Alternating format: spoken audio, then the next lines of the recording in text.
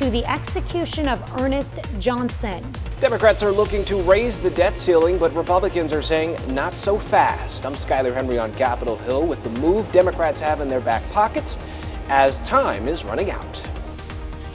Also, the number of women in farming is growing. We take a look at the numbers.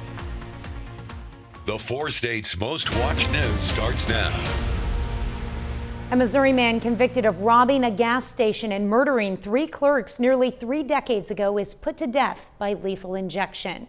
This is KOAM News at noon. I'm Tanya Bach. Tapping our first 7 minutes, Missouri executed death row inmate Ernest Johnson last night after the U.S. Supreme Court rejected a petition seeking to delay it. Emily Rittman spoke to community members who were against Johnson's execution until the very end. I'm here to stand for life and for stopping executions. Missourians for Alternatives to the death penalty say they are saddened by the U.S. Supreme Court's decision, but not shocked. Why wouldn't you cry when you've got a guy who's probably got the intellect of a 6th grader is going to have something stuck in his arm and his life drained out of him? That's a life, and his life matters too. And the next person that is on death row, their life matters too. Mabel Scruggs, Fred Jones, and Mary Bractor. Advocates read the names of the 3 victims Johnson was convicted of killing in 1994 at a Casey's General Store in Columbia, including manager Mary Bractor and employees Mabel Scruggs and Fred Jones. I just pray for them. They prayed for their families and Johnson. I'd like to say a big prayer. A relative of one of the victims said they are the real victims in this case. They posted on social media that their relative died a violent death and was beaten so badly that they were missing part of their frontal lobe. Governor Mike Parson said in a statement Monday, quote, Mr. Johnson's claim that he is not competent to be executed has been reviewed and rejected by a jury and the courts 6 different times, including a unanimous decision by the Missouri Supreme Court, end quote. This is very personal to me, and it breaks my heart. In no way does it wipe away the crime, but what it does is it says, can they coexist? Can you commit a crime, and can we responsibly take care of you as a human till the end of your life, and make sure that you don't commit another crime, but make sure that you're behind bars. The Missouri Department of Corrections released an image of Johnson's final statement. It said in part, quote, I am sorry and have remorse for what I do. I want to say that I love my family and friends. I love the Lord with all my heart and soul. If I am executed, I know where I'm going, to heaven, because I ask him to forgive me, end quote. That was Emily Rittman reporting. Johnson was offered a sedative but declined. He was administered a lethal injection at 2 minutes after 6 p.m. and was pronounced dead 9 minutes later. Well, the morning fog has finally lifted. Yeah. Michael Hayslip joins us with what to expect this afternoon. I'll tell you what, we got a definitive line of heavy rain that won't touch us. Look at what we got sitting just to the east of our counties. I mean, that thing just lined up straight north-south right there. I mean, we're talking heavy rain right along the Arkansas-Missouri state line, going down from Branson all the way down into Arkansas. If you go up to the north right there, just off the east of our far northeastern county, it's coming down pretty good. But here's the thing, now that it's gathered on that dividing line, as it continues to push counterclockwise, it's actually going to begin to break up. So while it's rather impressive just looking at the radar right there, really the majority of the accumulation we've seen is anywhere from 1/4 to 1/2 inch of rain as it moved through the eastern Ozarks there. So like I said, we're just kind of sitting and waiting on it. Now, one thing that system has done is made a huge difference in our temperatures. Look at the 61 in Monette when you push out to the east and compare that to 74 and 75. Respectively in Neodesha and in Parsons. And the cool front has kind of penetrated into the central portion because Pittsburgh's down to 64, yet down south, Miami hangs at 70. So we're kind of here, there, and everywhere. But Tanya, look at the line right there. You know, even the severe thunderstorm risk map is saying, well, once it does make its way in, it's not going to get to the west, and it's not going to be anything but some April showers. Now, I'm not going to be surprised if we don't see a lightning bolt or two, but it's not going to be widespread. We're not going to hear thunder all over the place, and we're not going to have a whole lot of heavy rain because here it is. It's almost like we got the little force field right there, and you can almost put your next dividing line at the Kansas-Missouri state line. Highs today around 73. Coming up just here in a little bit, we'll take a look at how much rain this thing has dropped, and also too, the low pressure system that's associated with it and why we're getting that swirling motion and why it's all of a sudden going to decide, it's time to give up. Yeah. All right. Looking forward to hearing about that. Thanks, Michael. Well, 4 are injured in a Texas high school shooting. Authorities say the suspected 18-year-old shooter has fled the area. The shooting happened at Timberview High School in Arlington this morning, which is part of the Dallas-Fort Worth area metropolitan area. Authorities say the shooting started after a fight broke out in the school. Police are searching for the suspected shooter, who may be driving a silver Dodge Charger. Time is running out for Congress to act to raise the debt limit so that America can pay the bills for spending that has already been authorized. Skylar Henry has the latest from Capitol Hill. Democrats are considering the so-called nuclear option to raise the debt limit. Oh, I think that's a real possibility. The nuclear option suspends the Senate filibuster, allowing Democrats to pass a bill with a simple majority, as opposed to needing a 60-vote threshold. Senator McConnell is going to rewrite the rules and impose 60-vote requirements on everything that's moving. We're going to have some problems, and he knows it, and he obviously relishes it. Democrats will try to move to a vote on the debt limit this afternoon. Mr. Cruz? No. Republicans say they will use the filibuster again to block the final vote. He continues to waste time with partisan stunts that are dead on arrival. He's scheduled yet another vote this afternoon, which he knows will fail. President Biden has asked Congress to raise the debt ceiling before the October 18th deadline, saying every day that passes without it hurts the economy. Senator Joe Manchin, who has opposed suspending the filibuster in the past, wouldn't comment on the possibility now, but did say the U.S. would not default on its loans. Manchin is also at the center of negotiations over the president's multi-trillion-dollar social spending bill.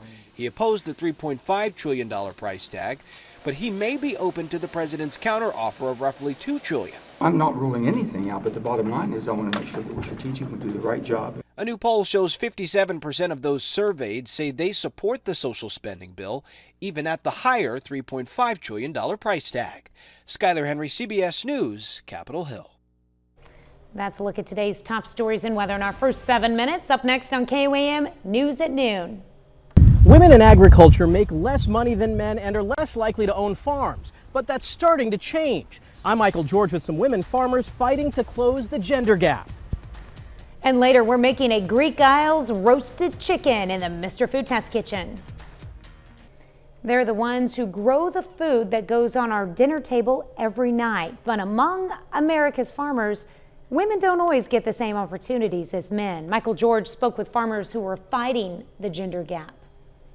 At Crooked Row Farm in Pennsylvania's Lehigh Valley, Liz Wagner is the boss.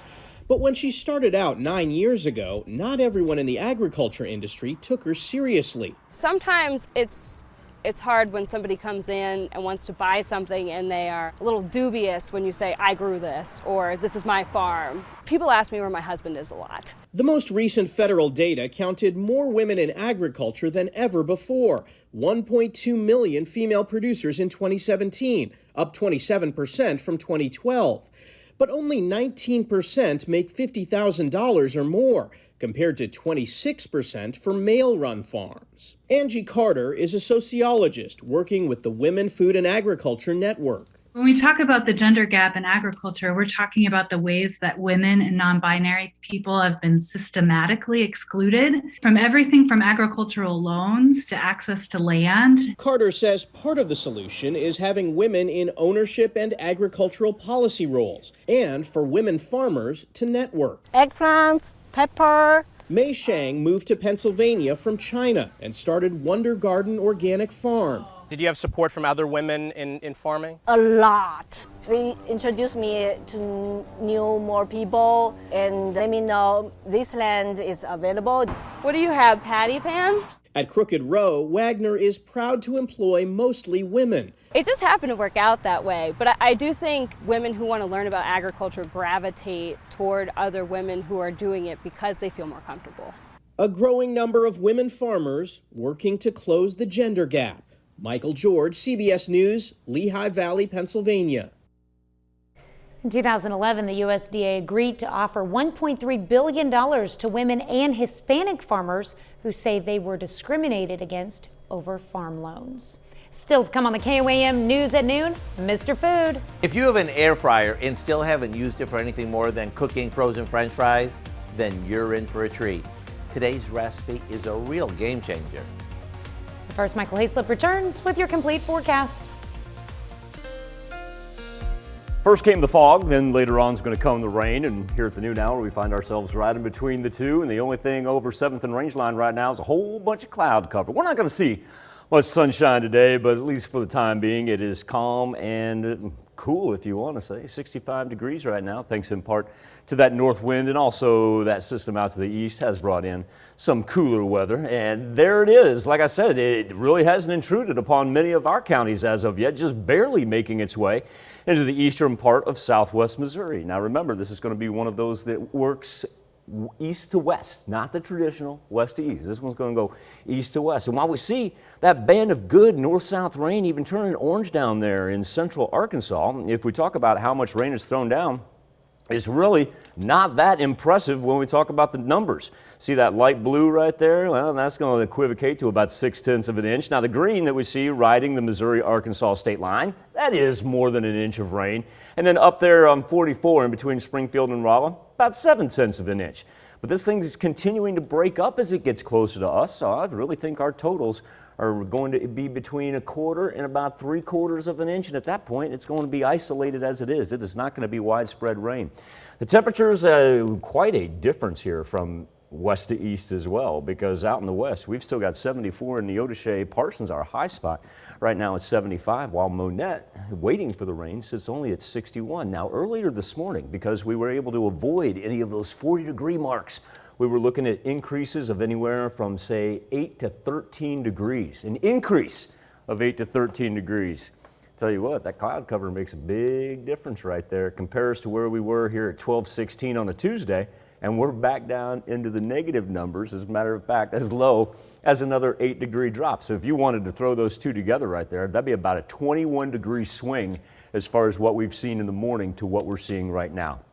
Jet stream almost creating what we call that cutoff low. It doesn't quite complete its circle right there, but that's why it cuts everything off here at the Tennessee River Valley up through Kentucky.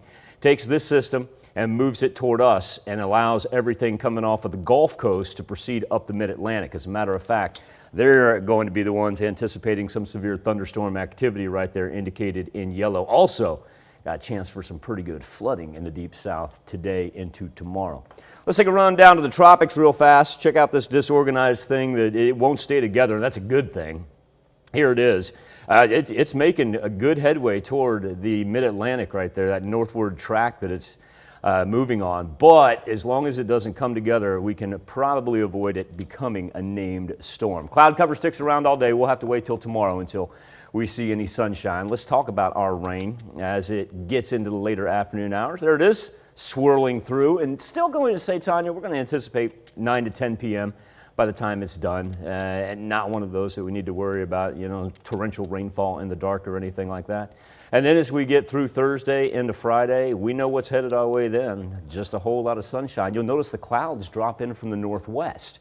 So instead of everything shifting out of central Missouri, it's actually going to feed us some dry and sunny weather for Thursday. Got a shot for rain on Friday, not much of one. Really, I think we're going to kick back in Sunday night into Monday morning for some legitimate thunderstorm activity. All right. Sounds like we've got a lot to keep an eye on.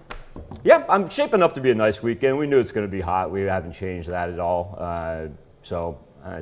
Hey, enjoy the fresh air, right? Even mentally, 89 is way better than 90. I know, you 90, like 89 better than 90. I'll take that any day. All right, thanks, Michael. We take this time to honor today's four-state hero, Lance Corporal Joseph Adcock in the U.S. Marines. The Miami, Oklahoma native joined the 1st Marine Division, 5th Marine Regiment in 2004. He served a tour in Iraq. To Lance Corporal Joseph Adcock, we thank you, our four-state hero.